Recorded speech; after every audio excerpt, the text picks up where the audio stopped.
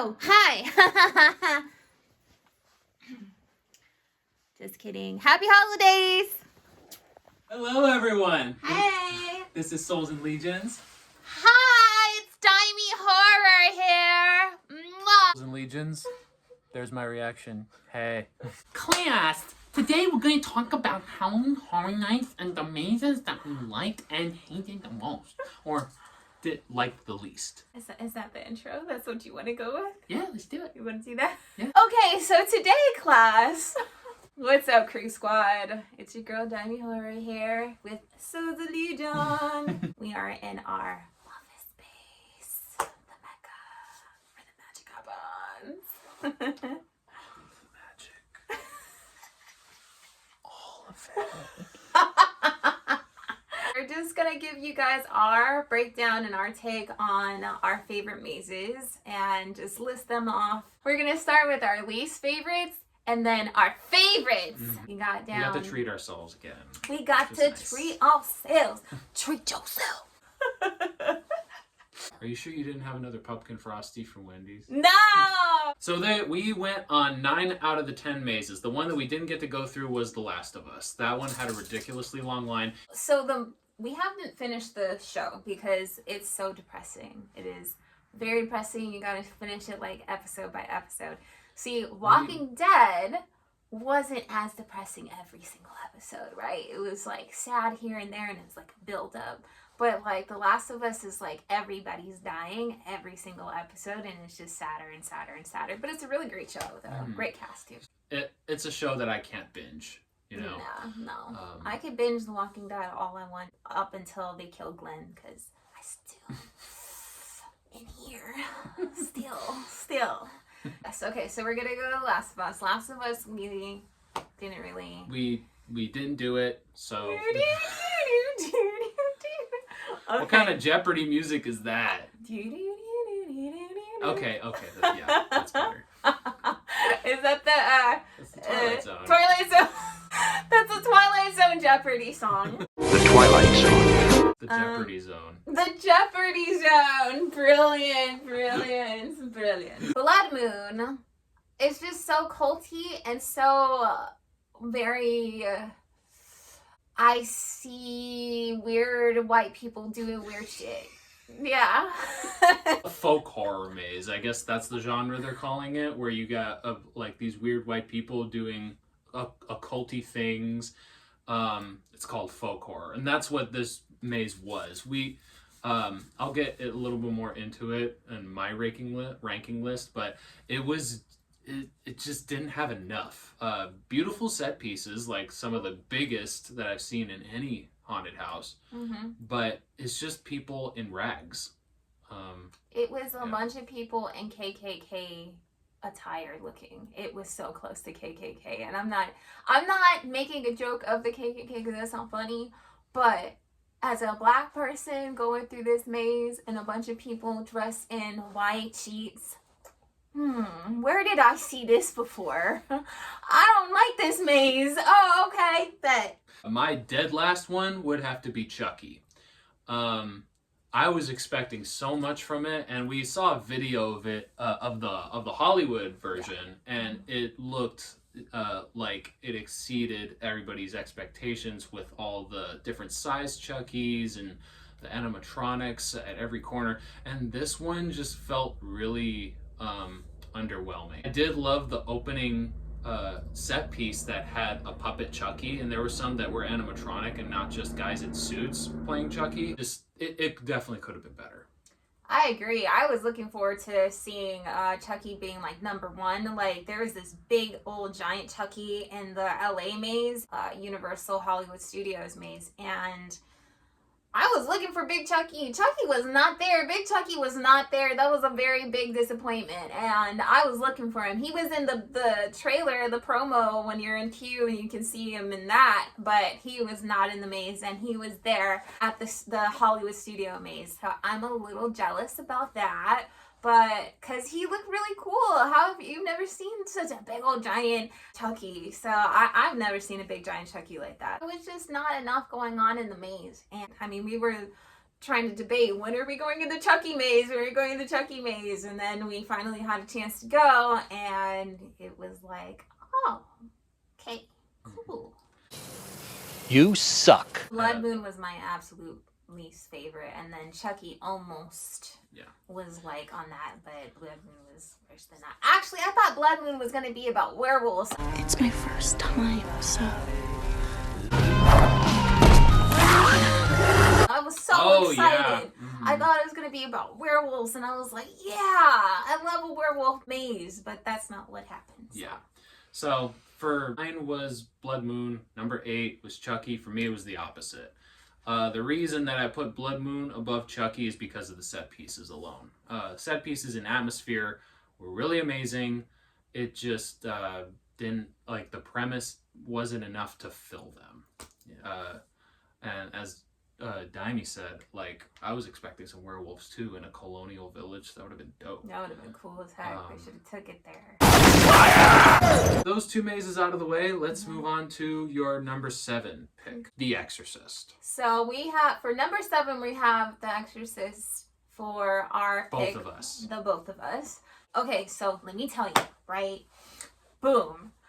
I wasn't gonna go into the Exorcist maze, okay? A spiritualist like me wasn't gonna go into the maze. Matter of fact, I made it public on my Twitter that I said I wasn't going in this maze. But, there's Snowy. But, I decided to go in there because he wasn't gonna go in there without me. He was doing this thing like, I don't really wanna go on it, but you know, it's no big deal, you know. Man, you don't wanna go on it because you know I'm not gonna go on it. Like, oh yeah, I'm just gonna be in line by myself, like gonna go in the maze by myself, like what the heck? So I didn't want to be a buzzkill, and I'm a great wife, right? Yes, you are. Absolutely. Say thank you, and he's a great husband. So I was like, I gotta take one for the team, so let's do this. So I went in the maze, and I was like this the whole time behind his backpack. And before I went in, I was like, no, cause that's what we do out here. She brought out her sacred oils and her confetti and was like, rebuke. No, but for real, I was really up in there praying and saying Our Father while I was walking in there, because nah, son, this shit be real out here. I was walking through the maze with him, and he was definitely taking the lead. And I will definitely be honest, like with all the take all the Satanist shit out, and the spirituality of the maze and all that, and just look at it as a maze, which is what it's supposed to be, right? It's just a maze. It's just a story based off of a film. They did a great job with this maze. I was pretty surprised. I like the new effects, like the girl like going backwards like that, and that was freaky to me, and it just was really good. It was given. It was a good story. It wasn't too much overkill or anything like that. The demon was freaking scary. Demon looked pretty cool. I think because she did have titties, so That's not what I was looking at. Pretty sure I wasn't. I was too happy to get up out of there, but it was solid. It wasn't bad. I actually enjoyed The Exorcist. It wasn't groundbreaking, but it does get the job done. And we enjoyed the Haiti marketplace. It's very atmospheric, sets the stage for all the events that transpire as you walk through, and very well put together. Exorcist, solid maze. We recommended it for sure. As one of our favorites would say, it's a must. Shout out to Kevin Heimbach. Alright, so Oddfellow is going to be the next means that we got to enjoy. I didn't really get scared. I didn't think it was that scary. I honestly didn't know what the story was to me. There was some effects though in there, like the headless. There was like this headless part where like that was pretty cool. I like that. It's this year. That was Bruce. Yo, I watch so much horror. We are big time horror fans. So when that door just opened like that, I was like, hold up. if there's not a little black dog coming through the door, We're gonna time have out. problems. Right. It's the issue. All right. Well, your number 6 maze was Oddfellow. My number 6 maze was the Universal Monsters. The reason for that is because I had higher expectations for this maze. Till even after death, I will always be a Universal Monsters fan. People are fanboys over Marvel and Star Wars. My universes are Lord of the Rings and Universal Monsters. Those I will always hold dear. There was not much of an even distribution of how much scare time or screen time these monsters had. Like the Phantom got 10 jump scares. Dr. Jekyll and Mr. Hyde had 3. Invisible Man had probably about the same number. Quasimodo had 2 or 1. But his jump scare was awesome. He was on a bungee cord and he was coming down from the Cathedral of Notre Dame. That was so sick. Definitely not a bad maze. I just wish that they brought a little more of the personalities of these characters. One that really seemed to have the most fun was the Invisible Man, because he was cracking jokes with people. The face carving thing was just weird. That's because I always associate that with Leatherface, not Phantom of the Opera. It was still really entertaining. I loved the atmosphere. That was the biggest selling point for the maze. But I just think that they could have, like I said before, infused a bit more of the character from these iconic monsters. But that was my number 6 maze. What I thought about Universal Monsters, I honestly love Universal Monsters as well. He is definitely way more in love with them than I am. That's his life. That's a part of his, heart space. And for me, it's just something that I think about in my headspace for, inspiration and horror and things like that. You guys, sit down. Goodness, my gosh. Children, for real. And so when I think about horror and their origins of horror and how it first started, that is what I think about when it comes to Universal Monsters. And this maze, for me, it did a great representation of the characters. I really thought it was a great first maze because that was the very first one that we went through. So yeah, I thought it was a solid maze overall. So, Stranger Things. This maze was a lot of fun. Favorite moment was the Master of Puppets moment with Dustin and Eddie on the rooftop, and they're playing Metallica, and all the upside down bats are flying everywhere, and they were telling us to keep moving because of crowd control, and they're being in character and whatnot. But I couldn't resist to just be like, I couldn't hold it in anymore. Obviously, the set pieces, they were very accurate to the show. Not particularly scary, but you can tell that wasn't really the point of the maze. I was in the maze and I was like, when I seen Eddie, I was like, yeah, and Dustin was up there too. I was like, yeah, Dusty, yeah, heck yeah. I kind of almost busted him out of character because he was like, and he was kind of laughing at me a little bit, and he was like, yeah. And Eddie's character was like, get out of here, get out, you have to go right now. And then I was just like that because I was just so, I miss you, Eddie, I love you. Eddie saw me, he almost broke out of character too, and he was like, go now. And I was like, but I love you. Their Vecna, by the way, looks so much better than the Hollywood version. Oh, sorry, by a substantial margin. Big time. It looked like it. Then their Vecna looks like a, the little Slender Man suits that everybody was wearing in Halloween, around. That's what their version looks like. I'm sorry. But our version in Orlando over here, they ate that up. Vecna was looking pretty damn good. Yeah. The whole maze looked amazing. So good. So Yeah. great. And then we left the maze and we saw the Demigorgon. I was going to get a picture because everybody was getting a picture with them. Oh my god. I felt so bad for that Demigorgon. The guy or person who was playing the Demigorgon was definitely in the corner like, I'm tired of the shit. I'm tired, okay? And I want to go home. Poor thing, okay? And I wanted a picture so bad, and I knew I could probably get like a quick little video or picture. And I was like, when I seen that, I was like, I've been there, and I'm just gonna go take on myself this way, and bless you, sir. So it was pretty much, the night was pretty much over anyway. So bless you, Demigorgon, bless you. So Yeti, right? Yeti was excellent. It was. This was both on our list as number 4. Yeah. We enjoyed the shit out of this maze. Yeah. It was so much fun. Yeah. The first time that I saw the Yeti maze was in 2019, but the theme of that one was up in the Himalayas, in Nepal, and they changed it to a 1950s American campground. It's almost like a B movie with a budget. The scariest part for me was I would say the little lake that they had with the dead bodies floating, because you're getting sucked into that atmosphere of it and the ambiance, and then all of a sudden a Yeti just comes right in your face and then breaks that silence. Yeah. Really well done. Yeah.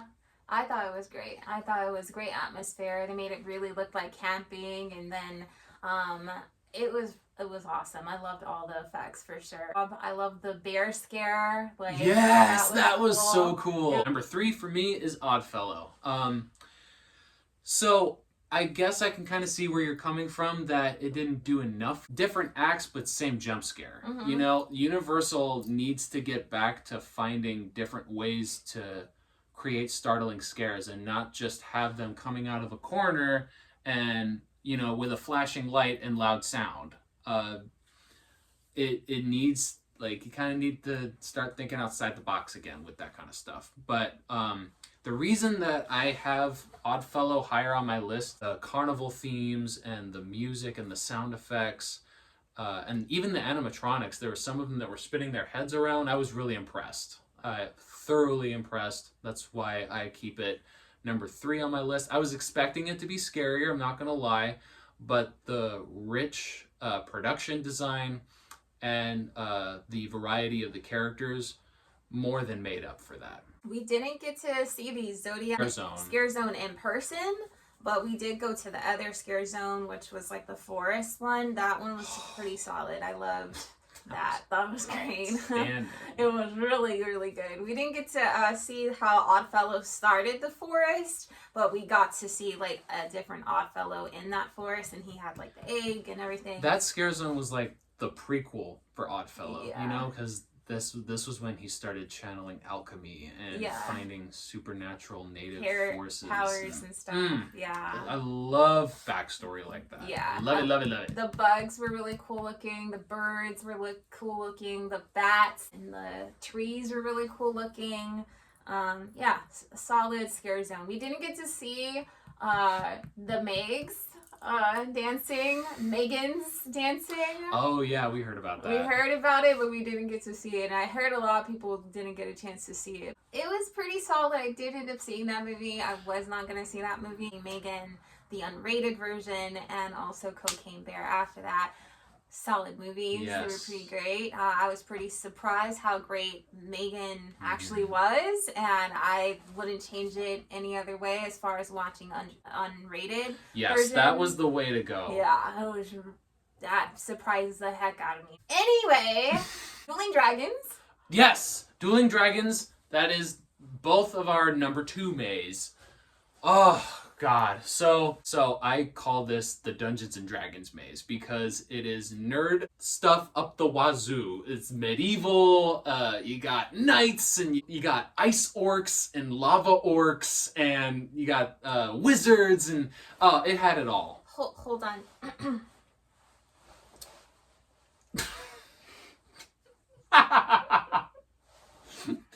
Like, it had everything, okay? It just had everything. I needed a Dungeons and Dragons drink to accompany me on the journey inside the maze. Yeah, I was really impressed with this one. Again, it wasn't the scariest maze, but the whole objective of this maze was to dazzle and to impress and leave you like awestruck, basically. It was a spectacle maze, and I was perfectly okay with that. Convince HHN to do more mazes like that, because they're just really good storytelling, and not every maze has to be scary, as we love this one. And I'm so happy that we got to kick ass and win. We won. Protectors of the realm, you have saved the kingdom. We won.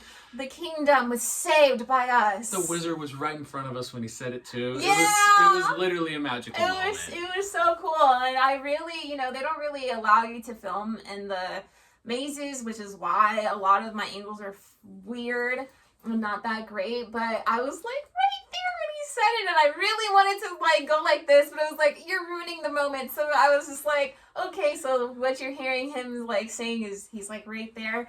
And I just was like, yeah, we won. And then he like laughed, like he literally went and then like went back into his corner. It was like, that was cool. It was really cool. I really like the idea of Universal resurrecting past attractions and making them haunted attractions or walkthroughs. Poseidon's Fury, because I went through that thing like 3 times for 3 times in the past before it closed. And I would love for them to bring something like that to Halloween Horror Nights. Heck yeah. And they're probably going to, I think they're going to, because what are they going to do with all that space? And now, saving the best for last on both our lists, sharing the #1 spot is Dun, dun, dun, dun, dun, dun, dun. The Darkest Deal.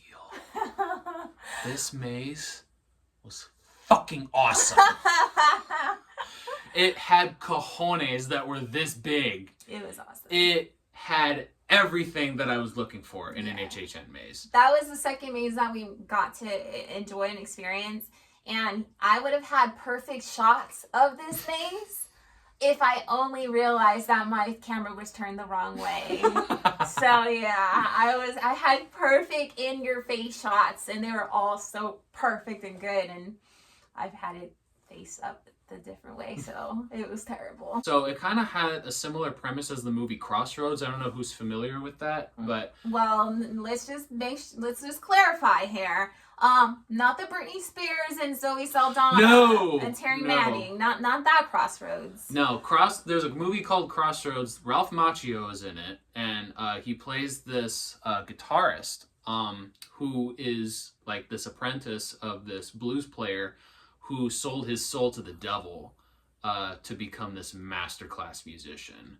This takes that film's premise. It's not an official adaptation of the movie, but it takes the premise of that movie and then adapts it like with no limits on it.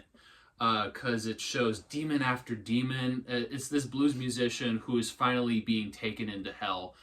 Now he has to pay the devil back for all that the devil has given him for his talent and fame and glory. As it's set in the South, you got these dimly lit cabins that are inside. It kind of reminds you of the bayou scene in the beginning of Pirates of the Caribbean.